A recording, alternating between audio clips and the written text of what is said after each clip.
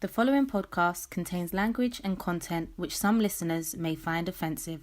Discretion is advised.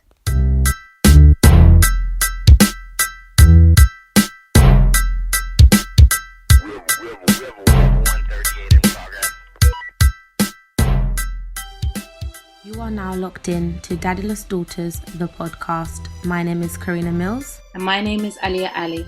And together, we will be uncovering the layers of childhood trauma, relationships, sex, and men. So I'd say I essentially lost my dad to a drug addiction. He turned into a very abusive and unrecognizable person. I fell pregnant as a teenager too, and then I was groomed and exploited criminally, and this all happened before my 16th birthday. I received a 4-year custodial sentence and went to prison. What we want to use this episode to do is kind of explain the stories behind who we are, what angle we're coming from individually, our brand story. We also want to explain the fatherless daughter syndrome to you guys, and then just outline our vision and mission and our purpose. This has been a long time coming. We have been planning our movement for a number of years. We've also grown with our narrative over those few years. So we're ready to just kind of offload everything that we have to offload up until this point now and take you guys on the rest of our journey with us. So Karina, I'm going to introduce you first. How are you, mama? I'm good. I mean, under the circumstances, but you know, we roll, we move. We definitely do. So tell us a bit about your story, your background, like how did it all start? Because as Daddyless Daughters, we was born vulnerable, but in your case, and I'm sure in many other cases of people that will reach out to us, like you was born extremely vulnerable. So let's start from the beginning. Yeah, as Lee was saying, some of us are vulnerable anyway, but I guess what she's getting at is the fact that I was born with a rare condition called Hirschsprung's disease that only affects, I think it's about 1 in 5,000 kids when they're born. So instantly I came into the world and was like, operation. Before I'd even reached 8 months old, I'd undergone 2 or 3 quite major surgeries. Yeah, that's left me with scars.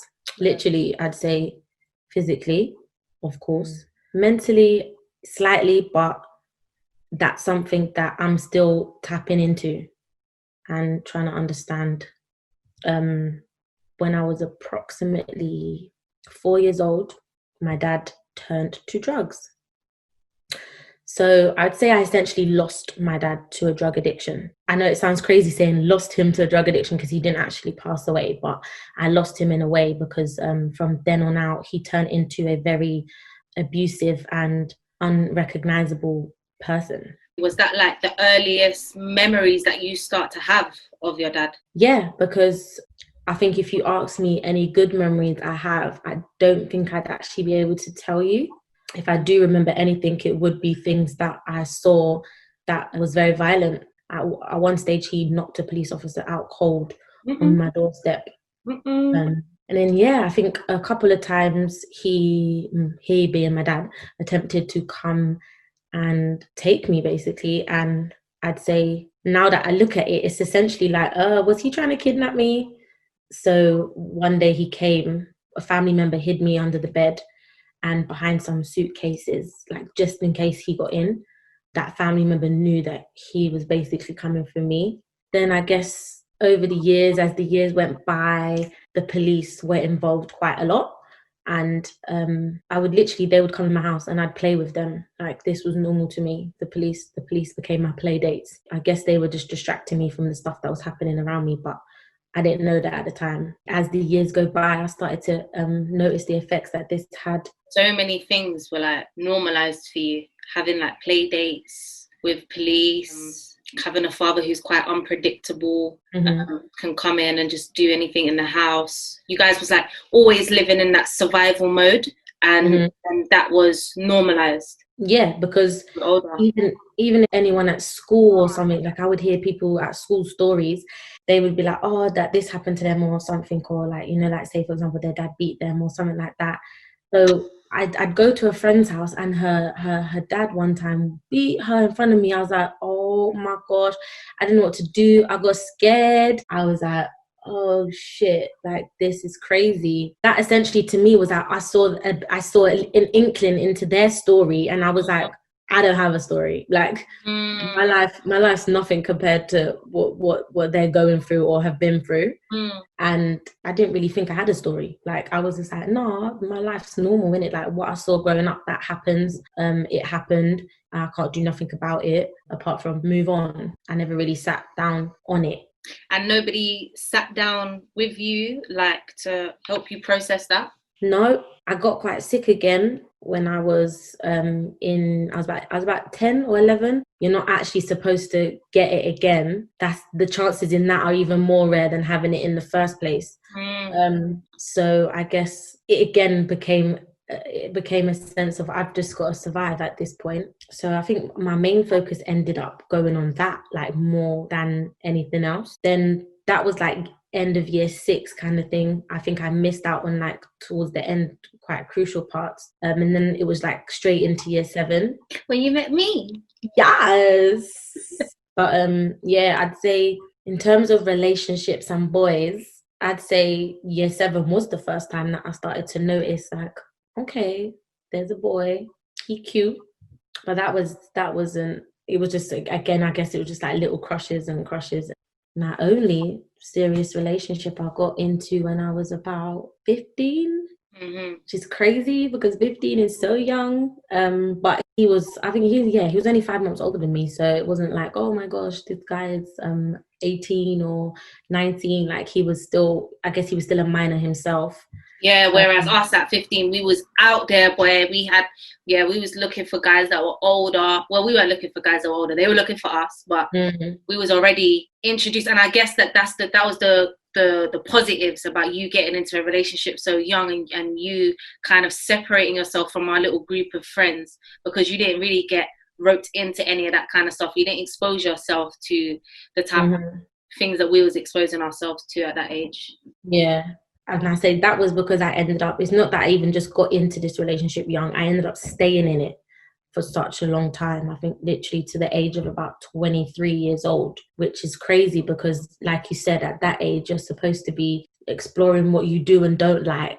Or essentially, like you said, I could have got roped into the wrong things. So that's pros and cons, really. And I guess thinking about it is pretty funny because I didn't think of it at the time, but me and you spoke about it quite recently, that we both got into relationships so young, and he didn't have a mother figure and I didn't have a father figure. So it's kind of like, was we looking for that in each other? Was we looking for that relationship to hold on to? Who knows? But I know yours was different, as we were saying. Your story to mine, and I think that's what we can say, like that's how we can show people and listening and the young girls out there that our stories were completely different. You're right, it was definitely very different. Like if we're talking about on the spectrum, I was more extreme out there, you know, you was more in the middle of the spectrum. And as we know, our friends trickled up and down that spectrum. But yeah, guys, I kind of growing up, I was told by my mum that I was a lot like my dad. And I was told by my dad, oh, you're just like your mum, you're just like your mum. But they would both say it in a negative context. It was never like a good thing. I didn't get a lot of like words of affirmation growing up. I didn't get a lot of positive words. And I was a very sensitive kid, which should have indicated to my parents that I was going to be creative, but it didn't. So yeah, I was very sensitive. And when I was told these things by my parents, it would make me kind of question the other parent. And think, oh, well, what is in me that is in my mum or in my dad that the other one don't like necessarily? Doesn't like, yeah. But I wouldn't even say I was conscious enough to understand that thought process. It just kind of manifested by itself. And as I grew older, it played out in other areas. I'll explain to you a little bit later. But yeah, there's not really much that I remember about my childhood. And now, like, as I go through therapy and as I take this journey with the company and stuff, like, I'm starting to unpick it a lot more. And things like through therapy, the memories start to come back. And then you have to process that all over again because they are traumatic. Some of them are traumatic, some of them are not. And it can put you in a very unnerving space. So yeah, as it stands today, I only really remember significant events which happened that changed the course of my life over the years and affected really my development as I kind of grew older. Last year, I did a documentary with BBC kind of explaining my story. But for those of you that didn't quite see that or haven't followed the journey up until now, as a child, I was molested. Domestic violence also played a huge part of like my upbringing and the relationships that I saw my mum form. Although my mum's abuser wasn't my dad, wasn't my biological dad, it was my stepdad. Still, I know through trying to form a relationship with my mum as I get older, like she starts to open up a lot more about her story and tells me things about my dad, but that's for her. That's her story, and that's not mine, and I shouldn't really speak on that. So I'm only going to speak on the experiences that I had. And I don't really have much experiences of them both living in the house together. I don't ever remember that. I remember more my stepdad being around us at that time. So emotional abuse, sexual abuse, and physical abuse played the most significant parts, like in my upbringing. And then as an adolescent, I ended up as a looked after child. For those who don't know what that means a child who grows up in care. So the government become my corporate parents, as they put it. And that caused me, ending up in that situation really caused me to hate my parents even more than what I think I already understood about them. But at that age, I didn't realize, by hurting them, that was gonna cause me to hate myself as I got older. I didn't understand myself. Like, I had major identity crisis during my adolescence. I also, couldn't manage my relationships, didn't know how to keep them, which then led me to, getting kicked out of school at a very, very young age. So I didn't have no full-time education, as well as I had learning disabilities. So I wasn't even confident to go onto a next school and then go onto I didn't see success in that area of my life because I knew I had these mental learning barriers that I was told were going to hold me back. I didn't necessarily know they were going to hold me back. I was just, all these labels were just kind of put on me. So I just believed them because these were adults, right? So they should be trusted, right? Exactly. Yeah, with the stuff that they're telling us. And really, they was just labeling me. And then I believed in those labels. And then I fell pregnant as a teenager too. And then I was groomed and exploited criminally. And this all kind of happened before my 16th birthday. And then leading up to my 18th birthday, I received a 4-year custodial sentence and went to prison until 20s. Explain how you felt. What was the difference? How did you feel the day going into care? And then how did you feel that day going into jail? Oh, I like that question. I like that question. Well, I started a blog. But when did I start blogging? 2016, right? And I talk about that because I feel like I was already institutionalized before I walked on that wing. And I talk about the process, the booking in process, going into prison, because the way I ended up in care was also through the criminal justice system. So I remember that case that I caught when we was younger, too young. And then, and then from that led me going into care and stuff. So the first day that I went from that cell to my children's home, the booking process was so similar. You get one plate, you get one fork, you get one knife, you get one towel. Do you get what I'm saying? You get shown, oh yeah, here's your room. This is the system. This is how we live here. And yeah, you just conform, or these will be the sanctions in children's home. And this you're talking about is just care, right? Yeah, I'm sorry. This isn't even prison yet.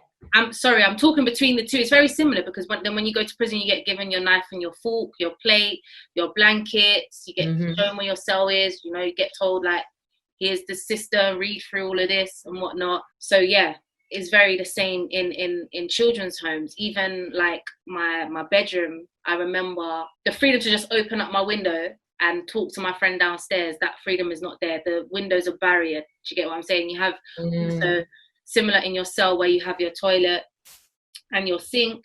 In your children's home, you have your toiletry area and your sink in your room as well. Wow.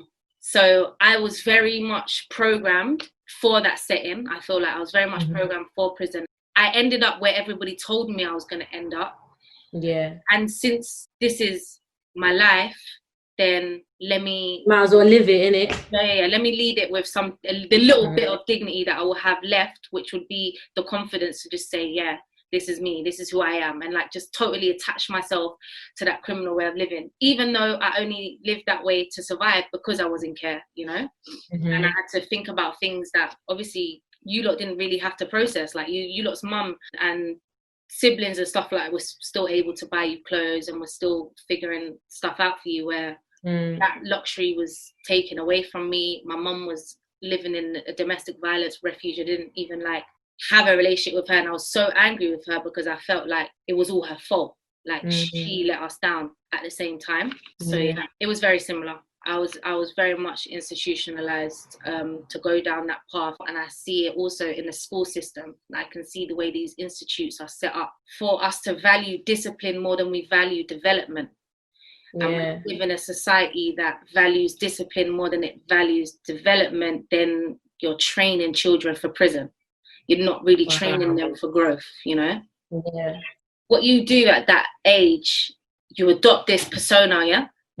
That you need in order to survive. Now, this persona tells you a narrative that you're in control. Like all the decisions that you're making are because you want to make these decisions, and all the friends that you're attracting is because you want these type of friends. These are the type of friends that are the cool kids, you know? They're the ones that are going to make things happen for you. And with that persona, you then go to places like I would go to school, or I would go to meet my social worker. I'll go to meet these professionals and I'll play that persona. Nobody had the emotional intelligence, or I would say even the professional expertise to break that down. And that's the similar strain that I see in the system, because it's like, okay, well, a girl comes up to you with her barriers up and she's disrespecting you, and you can't separate yourself as a professional from your ego. So you merge the two and you think you're now taking this whole thing personal. And the young people are just projecting how they feel about themselves. So if you really knew that and you really understood that, then you'd be able to unpick the layers with that young person and help show them parts of themselves and direct them back to their true self a lot quicker. But I didn't come across, obviously Miss Mitchell, we'll always big up Miss Mitchell and our drama team. They put in a lot of work. Miss Mitchell put in a lot of work, one teacher of mine, to help unpick those layers and put me in a different environment. And she was the only one. And because she was the only one, the system does what the system does. And it oppressed her.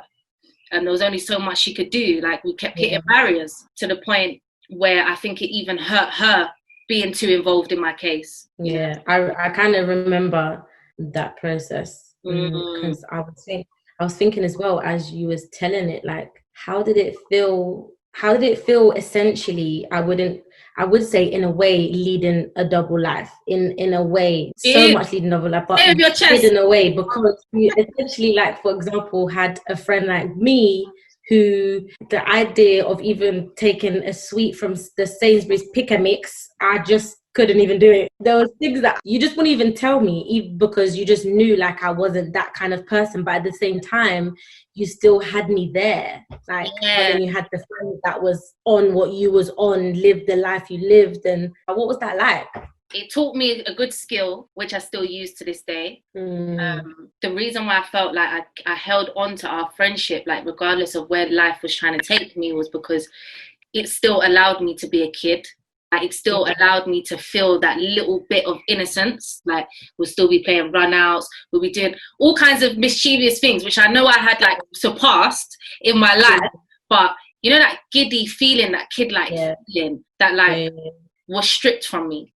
So obviously I feel like having to live that double life may have triggered the mental health. May have, because when I think back to other girls that we grew up with, and they had to live the double lives, but to a deeper extent than what I did. And when I think about where they are now, that might have played a part in do you get what I'm saying, where we ended up in life. But obviously their stories around having to live that double life was a lot more severe, because mine, I guess, still a choice.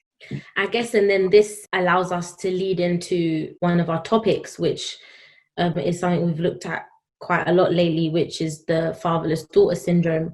And I know that a lot of these issues that arise with girls and young women, people don't actually know are related to being fatherless. It's an actual syndrome. Like, it's directly or indirectly, these issues are 100% related. The root cause is, not having that stability, that security, that protection, that affirmation, like I was saying, especially as girls, like when we start to get to a certain age, which is normally adolescence, we ain't looking for affirmation from our mum. We understand our sexuality. Like, we need our dad to now step in and say, you're beautiful, like what you're doing is worthy, like you have worth, have value. Like, we really do need to hear it at a certain age from the man figure, because that sets the tone for where we go in relationships. Now, when we don't hear that, as we've studied over the years, when we don't hear that, we don't have that foundation laid, every single one of us, have the desire to be recognized, that we are worthy. So I noticed this a lot when I started my journey of working with young girls. Now, I've been working with looked after children, and in particularly girls that are in care for roughly about 5 years now. And the common themes that I have seen in my caseloads that keep occurring up until this day is teenage pregnancy, abusive relationships, mental illness, eating disorders, dropping out of full-time education, criminal offences, as well as drug and alcohol dependency.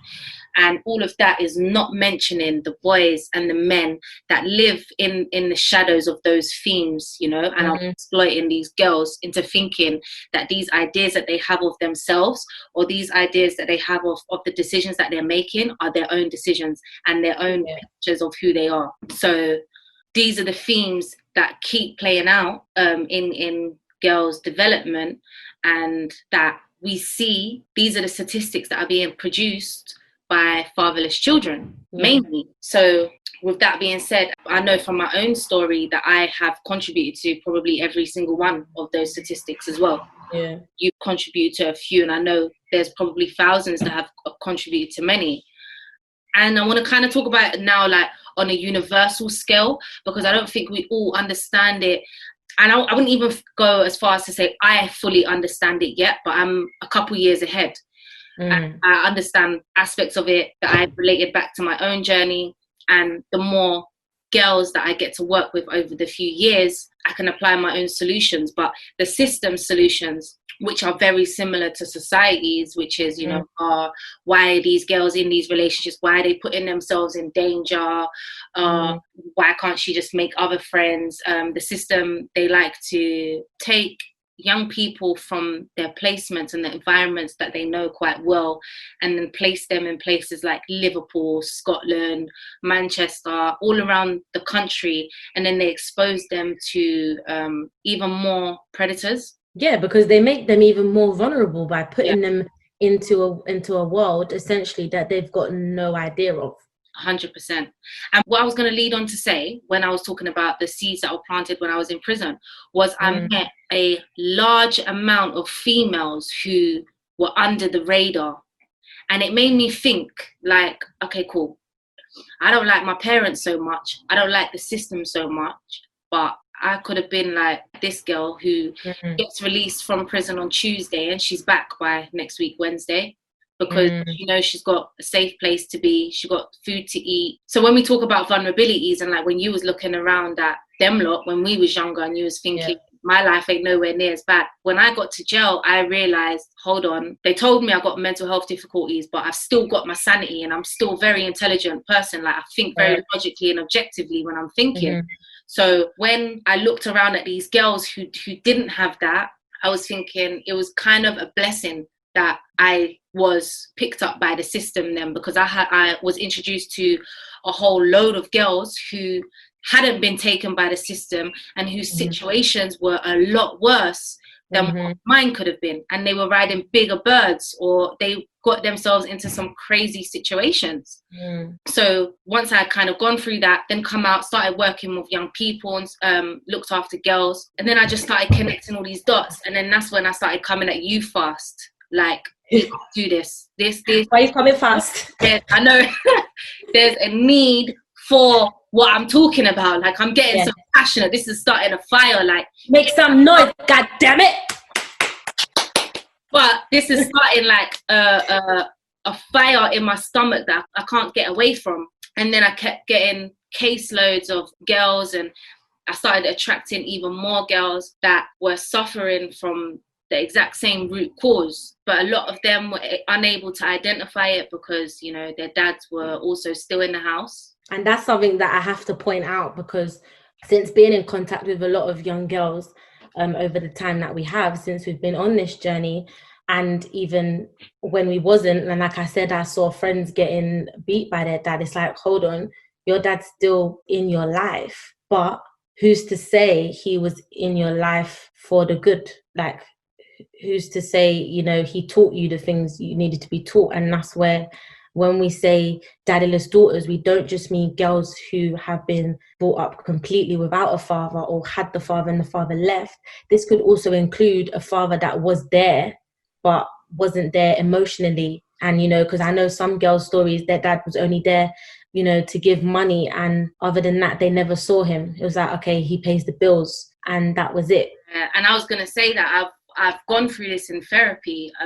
It's funny how females with emotionally unavailable fathers always attract men who are emotionally unavailable. When we get into relationships with them, we think this is what we want and this is what we need. And because they're maybe financially stable, or they could provide for us financially, or they can create a lane for us to provide for each other financially, that's what we need when we say we need providers. I think this is something I want us to do along this journey, to really outline what we're saying when we say we want a man who provides. Because knowing what I know now, I would never go for a man who could provide financial security over a man who could provide for me emotional stability and emotional availability. Like, it's totally different. It's a total different feeling when you get with a man who can keep you grounded, and it's a healthy grounding. It's an emotional grounding, compared to a guy who can, you know, pay your debt or buy you a new car. Yeah, and literally, if he does something wrong, it's a case of,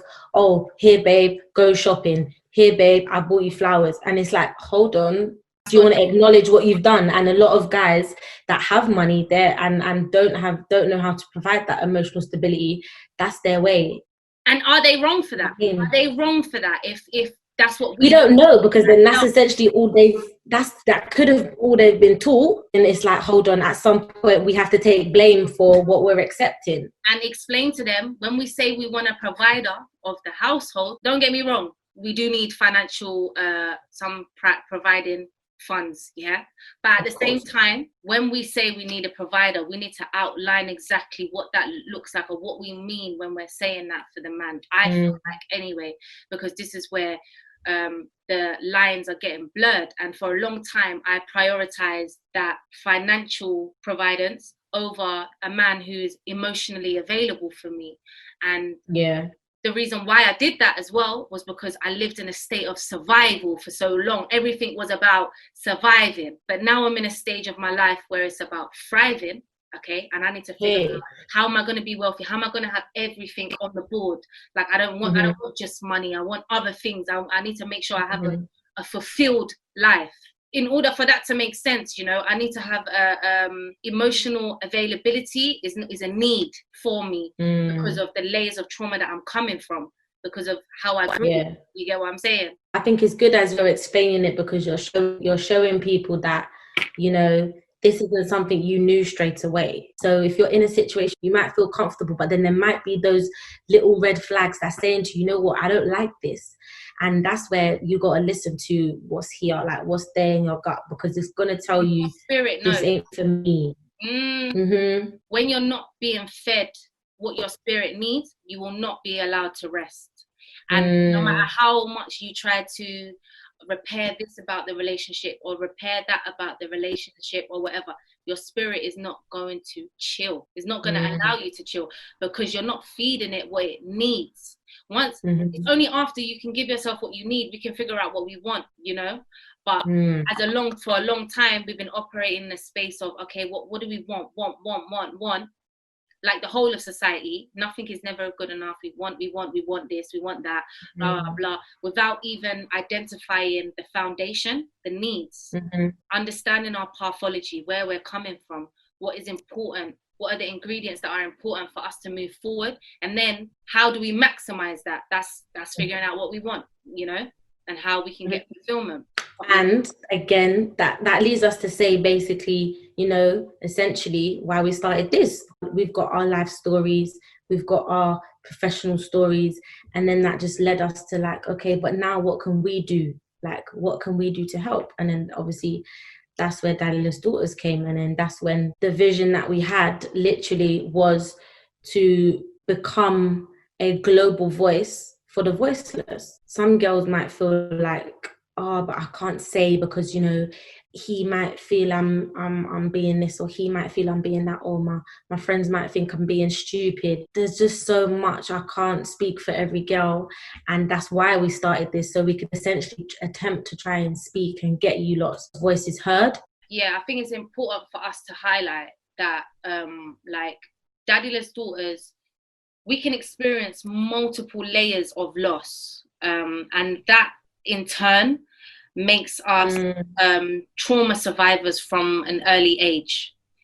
Now, the ways in which we choose to survive through that trauma gives us stories to tell, which we have been told for such a long time should make us feel shameful, should make us feel guilty, should make us feel less than, should make us feel like we are not equal, should make us feel all these negative emotions when we were just survivors. And it's very important for me, and I'm very passionate about highlighting that. No matter what you had to do in order to survive, people need to know about that. Do you get what I'm saying? That's your story. That is your story. Yeah, it's not black and white. There's so many grey areas that these young people are living in, and that these young girls are living in, that are not being outlined to them, and they're not being guided through, and they're being judged and tarnished through. That's detrimental to where they're going to end up. Like I said, I met untold amount of girls that went home from prison on Tuesday and they were back in prison by next week, Wednesday. They were my age. We were wild eyes. I was on a wing that was for 18 to 21-year-olds only, and that was normal. Do you get what I'm saying? I was with girls that was slicing their neck, that was slicing their arms. They didn't understand their value or their worth. They didn't understand how they could live with these stories and not hate themselves. Which is why we want to do this through storytelling. This is our stories, and we know there's millions and thousands out there. So through storytelling, through our blogs, through our website, through Instagram, we be doing music and stuff too. We've got girls writing music who we're so thankful for. And then I guess that's what I was going to come to last, was literally the book. We have a memoir that we will be releasing very soon, and that tells so many, many, many different stories of so many girls from different angles. Some girls had their dad, but like we said, were missing that emotional stability. Some girls had their dad, a really important father, but he passed away. Some girls never had him at all. And there's so many different stories. So let's tell them. Let's tell them.